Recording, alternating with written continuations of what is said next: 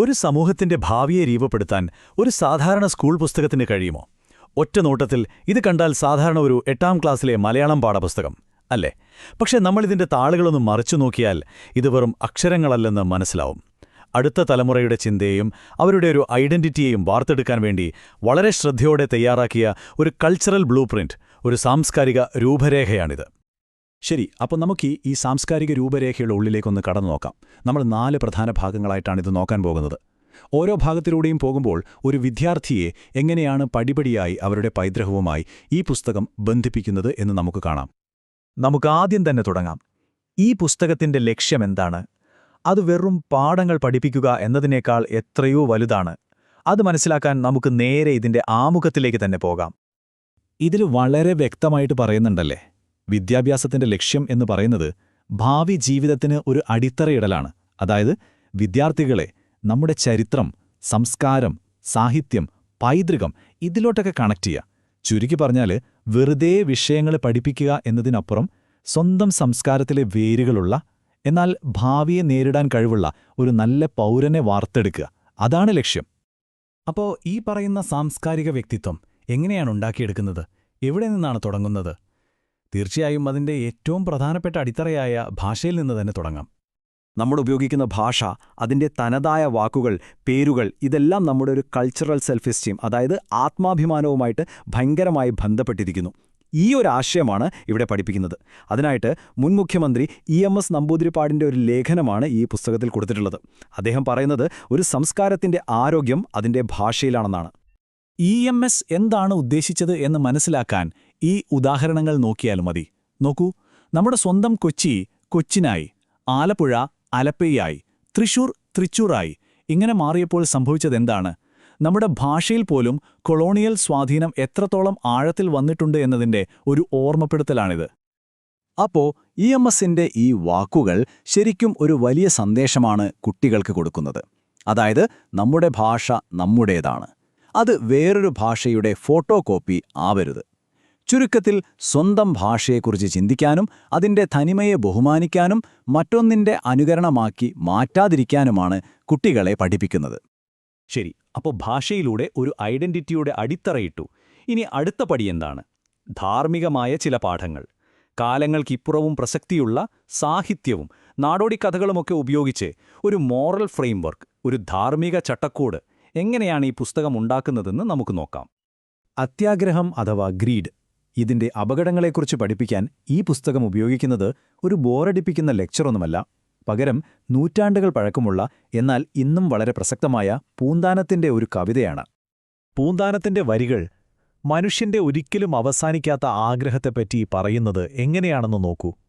ഒരാൾക്ക് 10 കിട്ടിയെന്ന് വയ്ക്കുക. അപ്പോൾ തന്നെ അയാൾക്ക് 100 വേണമെന്ന് തോന്നും. ഇനി 100 കിട്ടിയാലോ? അവിടെയും നീക്കില്ല. അടുത്ത ലക്ഷ്യം 1000 ആകും.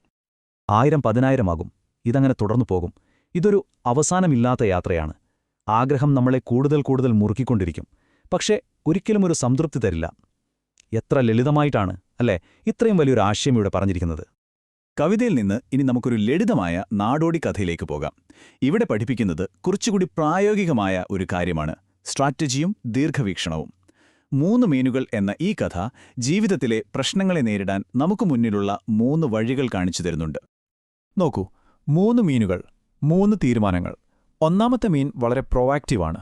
അപകടം വരുന്നുണ്ടെന്ന് കേട്ടപ്പോൾ തന്നെ മറ്റുള്ളവർക്ക് മുന്നറിയിപ്പ് കൊടുത്ത് അവിടുന്ന് രക്ഷപ്പെട്ടു.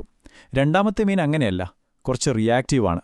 അപകടം വരുന്നതുവരെ കാത്തിരുന്നു, വലയിൽ കുടുങ്ങി, പക്ഷെ ബുദ്ധി ഉപയോഗിച്ചു, ചത്തതുപോലെ അഭിനയിച്ച് രക്ഷപ്പെട്ടു. എന്നാൽ മൂന്നാമത്തെ മീന് ഒരലസൻ, എല്ലാ മുന്നറിയിപ്പുകളും അവഗണിച്ചു, അവസാനം വലയിൽ കുടുങ്ങി ചത്തുപോയി.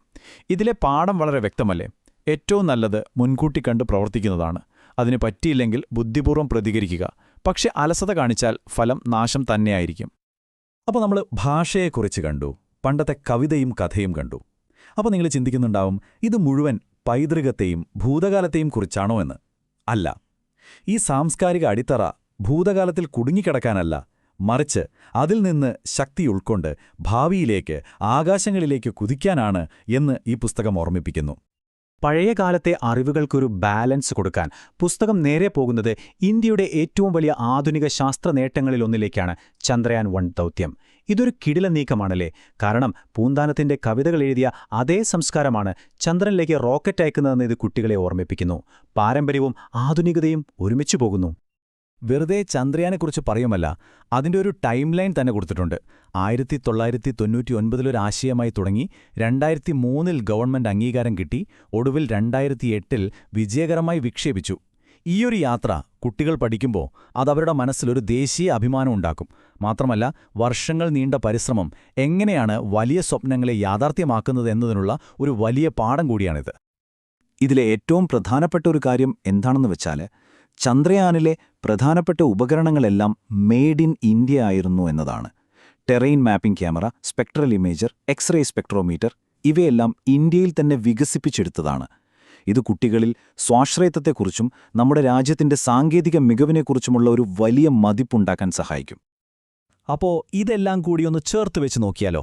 ഒരു വശത്ത് 16-ാം നൂറ്റാണ്ടിലെ പൂന്താനത്തിന്റെ കവിത, മറുവശത്ത് 21-ാം നൂറ്റാണ്ടിലെ ചന്ദ്രയാൻ ദൗത്യം.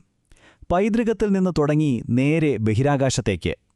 ഇതൊരു സാധാരണ പാഠങ്ങളുടെ ഒരു കളക്ഷൻ അല്ല എന്ന് നമുക്കിപ്പോൾ വ്യക്തമായി മനസ്സിലാക്കാമല്ലേ? ഇത് പാരമ്പര്യത്തിൽ അഭിമാനിക്കുന്ന, എന്നാൽ ഭാവിയെക്കുറിച്ച് വലിയ സ്വപ്നങ്ങൾ കാണുന്ന ഒരു തലമുറയെ വാർത്തെടുക്കാൻ വേണ്ടി തയ്യാറാക്കിയൊരു കൃത്യമായ പ്ലാൻ, ഒരു രൂപരേഖ തന്നെയാണ്. അപ്പോൾ ഇത് നമ്മളെ അവസാനത്തെ ഒരു ചോദ്യത്തിലേക്കാണ് കൊണ്ടെത്തിക്കുന്നത്. ഒരു പാഠപുസ്തകമെന്ന് പറയുന്നത് ഒരു സംസ്കാരം അതിൻ്റെ അടുത്ത തലമുറയോട് സംസാരിക്കുന്നതാണെങ്കിൽ, നിങ്ങൾക്കറിയാവുന്ന ക്ലാസ് മുറികളിൽ എന്തായിരിക്കും അവർ സംസാരിക്കുന്നത്? ഓരോ സംസ്കാരവും വിദ്യാഭ്യാസത്തെ ഉപയോഗിച്ച് അതിൻ്റേതായ ഒരു ബ്ലൂ പ്രിന്റ് തയ്യാറാക്കുന്നുണ്ട്. നിങ്ങൾക്കിടയിലുള്ള ആ ബ്ലൂ പ്രിന്റ് എങ്ങനെയായിരിക്കും? ഒന്ന് ആലോചിച്ച് നോക്കും.